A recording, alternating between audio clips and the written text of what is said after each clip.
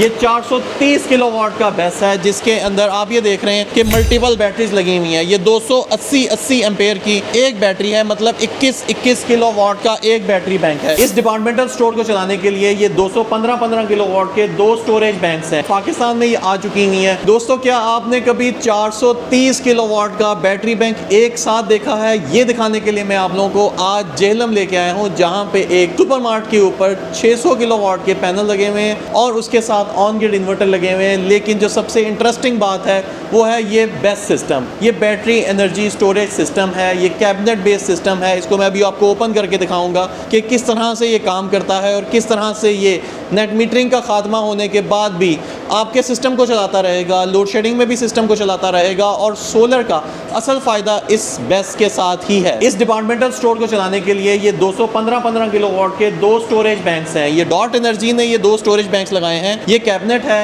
Air cooled cabinet है। Open करते हैं इस कैबिनेट को। मैंने आपको चाइना के विजिट के दौरान आपको इस तरह की स्टोरेज कैबिनेट्स बनती हुई दिखाई थी। आपको मैं ये लाइव दिखा रहा हूँ। पाकिस्तान में ये आ चुकी हुई है, इंडस्ट्रीज में, ऑफिसेज में, बड़े कमर्शियल स्पेसेस के ऊपर ये प्रैक्टिकली लगना शुरू हो गई हैं। और ये इस वक्त एक चलता हुआ बेस्ट सिस्टम है। ये 430 किलोवाट का बेस है, जिसके अंदर आप ये देख रहे हैं कि मल्टीपल बैटरीज लगी हुई हैं। ये 280 एम्पेयर की एक बैटरी है, मतलब 21 किलोवाट का एक बैटरी बैंक है। इसके ऊपर फैंस लगे हुए हैं। ये एयर कूलिंग के जरिए ऑपरेट हो रहा है। लेकिन अगर ये ज़्यादा हीटेड एनवायरनमेंट हो जाती है तो इसके अंदर इसका अपना एयर कंडीशनर भी ओपन हो जाता है। इसके अंदर ही इसका फायर सेफ्टी सिस्टम भी मौजूद है। इसके अंदर ही इसके तमाम सेफ्टी ब्रेकर्स भी मौजूद हैं। बड़े बैटरी सिस्टम्स अक्सर लोग ओपन लगा देते हैं, रैक्स लगा के। वो रेकमेंडेड नहीं है। हमेशा इन बड़े सिस्टम्स के अंदर सेफ्टी कंसर्न बहुत ज़रूरी होता है। जब इसको इस तरह की प्रॉपर कैबिनेट के अंदर लगाया जाता है, ये IP54 कैबिनेट है, स्प्लैश प्रूफ कैबिनेट है, तो इसके अंदर इंसुलेशन इस्तेमाल हो रही होती है, कूलिंग का सिस्टम इस्तेमाल हो रहा होता है, फायर सुपरेशन सिस्टम इस्तेमाल हो रहा होता है, तमाम तर पैरामीटर्स कंट्रोल हो रहे होते हैं इस कैबिनेट के अंदर। ओपन लगा देते हैं तो वो सिर्फ बैटरी लग जाती है, हाई वोल्टेज और इन्वर्टर के साथ कनेक्टेड होती है। वो एक जुगाड़ी सिस्टम होता है। असल सिस्टम ये कैबिनेट के अंदर लगा के ही आपको हाई वोल्टेज बैटरी,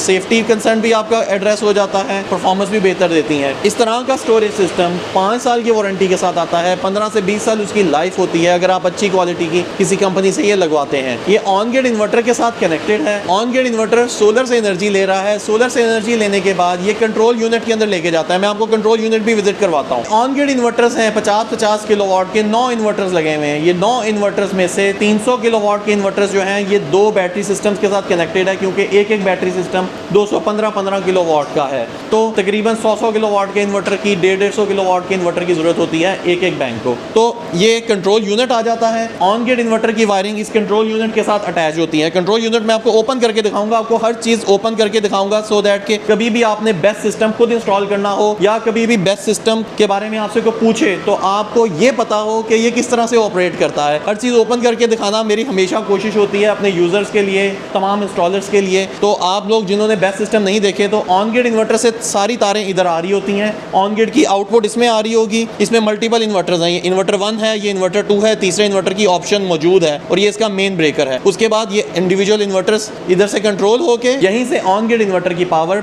PCU में जा रही है। PCU ये वाला इस जो बैटरी बैंक है इसके अंदर ही PCU लगा होता है। ये एयर कंट्रोल 2 बैटरी यूनिट्स है जो मैंने आपको पहले ओपन करके दिखाया, सेम टू सेम उसी तरह का ये वाला होता है। PCU आगे बैटरी को भी कंट्रोल कर रहा होता है, इन्वर्टर की पावर को भी कंट्रोल कर रहा होता है। अगर ये बैटरीज 90% चार्ज हो जाएंगी तो वो इन्वर्टर्स को आहिस्ता आहिस्ता ट्रिप कर देगा अगर नेट मीटरिंग नहीं मौजूद है। अगर नेट मीटरिंग मौजूद होगी तो सोलर की पावर को नेट मीटरिंग में भेज देगा, ग्रिड में भेज देगा। फर्स्ट प्रेफरेंस देगा आपके घर में, आपके फैक्ट्री में, आपके उस डिपार्टमेंटल स्टोर में जहां पे ये इंस्टॉल्ड है, यहाँ पे पावर देगा। सेकंड प्रेफरेंस हो जाती है बैटरी के अंदर। थर्ड प्रेफरेंस हो जाती है ग्रिड फीडिंग में। अगर ग्रिड फीडिंग बंद होगी तो ये बैटरीज को फुल करने के बाद इन्वर्टर्स को आहिस्ता आहिस्ता ट्रिप कर देगा।